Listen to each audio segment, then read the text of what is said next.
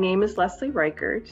I'm from Northbridge, Massachusetts, and my position is originator and I guess soon to be CEO. We're filing for our nonprofit, so I will be the CEO of the Blackstone Valley Emergency Shelter. We originated 5 years ago, and my position really entails right now overseeing. We have a board of other churches and directors, and I also coordinate the volunteers, and I end up doing the day-to-day stuff as well because I'm the one that gets the phone calls, and so I try and place people in different shelters. Seeing the successes. So in the past 5 years, we've had a lot of homeless people that have come through our shelter, and what we try to do is be a bridge for them, not just provide a warm place and then let them go in the morning, but try and get them help or whatever they really need. And we've had a few really wonderful successes where we had one lady, her name was Brandy, and we got her into a program in Grafton at Job Corps, where now she's, I think she's graduated and going to become a CNA. So it's just one of many of them. So we don't have an actual one location shelter. We have 4 churches that are participating in the shelter system, I call it. And there's a license that you can get through the state, and it's a cold weather temporary emergency shelter license. So what we did was we went and got one of those licenses, and that gives you, back then and 4 years ago, that gave you 60 days to be open throughout the winter. So what we did was we got 3 other churches to go get the same license. So we have 4 licenses at 60 nights each, which gives us over 240 nights we could be open. So we're like multiple locations, but we're really part of one shelter system. The Presbyterian Church is the church that I go to, and they were the first one to step out and get the license. And then there's St. Patrick's Catholic Church, which is right down the road from us. Then the Pleasant Street Christian Reformed Church. And then there's the Fairlawn Christian Reformed Church. So those 4 churches got licenses. And then we also work with the Village Congregational Church in town. And then there's a group of churches called the Northbridge Association of Churches that also supports us as well. So, I mean, we've got like a powerhouse of churches that are behind us. And then on top of that, there are other shelters outside of the valley, which, you know, we kind of work within Whitensville, but there's a shelter in Milford, and then there's Hotel Grace up in Worcester that's open every night. It doesn't have to be a cold weather shelter. And I've teamed up with them so that if I have somebody that needs a place, but it's not the requirements for us to be open, I can call Hotel Grace and see if I can get them a bed. We had a young woman she was a single mom with 4 kids that was living in her car. And she was down in East Providence, I think, when she called me one night, and she said, you know, I only have one more night here.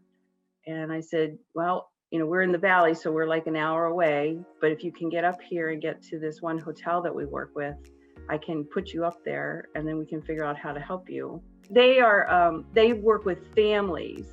So I was able to work with her and work with them, and she applied and they got in. So they're right now up in Worcester, nice and safe. The kids are in school, and that group is helping her get a job and get her resume together and hopefully get herself an apartment. So we have connections. There's an organization called NOAA, No One Walks Alone, that's for addiction support. There's an organization called Family Continuity that can help people get whatever kind of specific needs filled from them. We work with the Whiten Community Center, which, you know, again, supports all different kinds of family things. So yeah, there's lots of different organizations doing lots of the work that we can't do. So mostly individuals. We have had some families. We had another lady that came in. She had 2 little girls, and unfortunately she could not prove that they were her children. So she didn't have their birth certificates, and if you can't prove that they're yours, you don't get any help from anybody. So she was able to work with another church. Actually, it's the gentleman that runs Hotel Grace. They drove up to New Hampshire, where one of the birth certificates was, drove to Maine to get the other birth certificate, and then we actually bused her down to where her mom was. So she took the kids and went back home down to the south. and doing great. I hear from her all the time. She's doing good. Well, our mission is to be a bridge for people. We just don't want them to come. We want them to come if they need the shelter, but we just want to be able to connect with them and figure out what else they need, because sometimes it's just people are without a place to stay, they're in a bad place, but in reality, they either need some help with addiction or maybe just a step up to get to the next level so they can get out of where they are. It made a big difference for us because the churches hadn't even opened up to their own parishioners. When we were going to ask to go back into the churches to have a shelter for people who probably weren't tested and were probably positive, they weren't up for that. So it didn't mean we just sat around for a year and said, well, now what are we going to do? We actually got active and started saying, okay, well, let's make some connections and make it so that people can still call us. And then when they call, we spend a little more time on the phone with them and kind of figure out like, hey, what do you really need? Like, you don't need a week in a hotel. That same money might be able to go for a down payment on an apartment. Do you have someplace that you could go? That kind of stuff. So it worked out really well. We have an addiction coach we have support with, and an addiction organization that helps support people that have been through addiction.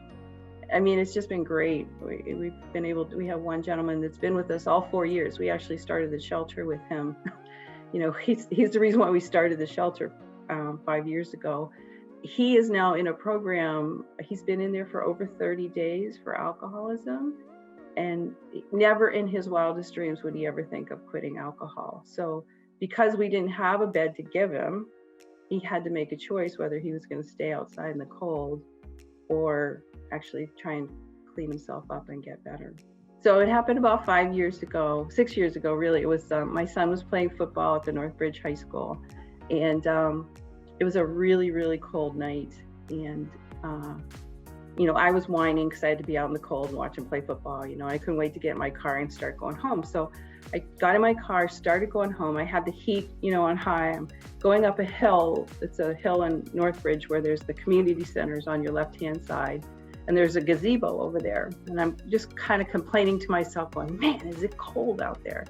And I looked over to the left and I saw the outline of a person in the gazebo. And I was like, oh my gosh, she's really there. So somebody had told me that there was somebody homeless that was living in the gazebo at the community center. I thought, that's not real. But I saw her there that night and kept driving up the hill, and I kept thinking, that's just not right. There has to be some place for people to stay when they're cold. And no town wants a homeless shelter, right? I mean, it's just not what the community really wants in their community. They're willing to support it somewhere else, but not in theirs. So I kind of kept going up the hill, and at that time I owned my own business. I was speaking, I was writing, I was doing a lot. I had a lot going on. And I just got this feeling like I'm supposed to try and figure this out and open a shelter. And I kept thinking, I don't have time for that. I got a lot going on. But by the time I got home and in my driveway, I committed to at least take the next step and make a phone call to the town and see what could be done. So the next morning I called the town health department, and she said, wasn't that just ironic? I just got this note from the state of Massachusetts about the ability for people to file for a temporary emergency shelter license because it's so cold and there's so many people that are homeless. And I thought, okay, I'll take the next step. And that's literally what happened. Is I just committed to take the next step and see if it could happen. And it was just, the doors kept opening, nothing stopped us. We had to get inspected. We got inspected. We were able to open. We had donations of beds and pillows and clothing and food. And I mean, it just kept spiraling into this really wonderful system that uses what we had, which was this temporary emergency shelter license, to be able to be open. I could be open all day, every day if I wanted to be. We have probably 1,000 volunteers on the list to help us. And we do it by shifts. So at night there's, a 7 to 11 shift, 11 to 3, and then a 3 to 7 shift. So it takes 6 people to run the shelter at night. But it's 4 hours, it's not a big deal, not a big commitment, and everybody's willing to chip in and make it happen. out of the 240 nights we're open, we probably have at least one person 200 of those nights. There are some nights where we don't have people. And then some of those nights we have up to 7 to 12. So I would say, you know, just a rough guess, we probably help 200 to 300 people through the season. Not, you know, not individuals, but even, you know, I'd say 300 nights we've helped at least one person. Yes, we are a little different because we want to take them to the next level. I think because, like, I know Hotel Grace works very hard on just day-to-day stuff. You know, they get clothing and food, and then they have their guests that come each night. And I don't know, because they have about 45 people every night, there's a lot going on. Where because we're a little smaller and we can get more relationships going, I think we have the ability to kind of figure out, like, hey, you know what, you need to talk to this person. I bet, you know, this organization might be able to help you out, and we can kind of bridge them to what they need. Yeah, that's really, I think that is our differentiation. So that's interesting. So we had a board meeting, and we're just actually kind of reviewing how this past year went and how successful we feel about it, and to see if we want to actually open again next year, or if we're going to kind of continue on with this business model, which is being more of the bridge. Because there is like I said, there's a shelter in Worcester and a shelter in Milford. So I'm not sure if we need a third shelter, but we do seem to have the connections and the finances to help people get to the next level. So we're not quite sure yet.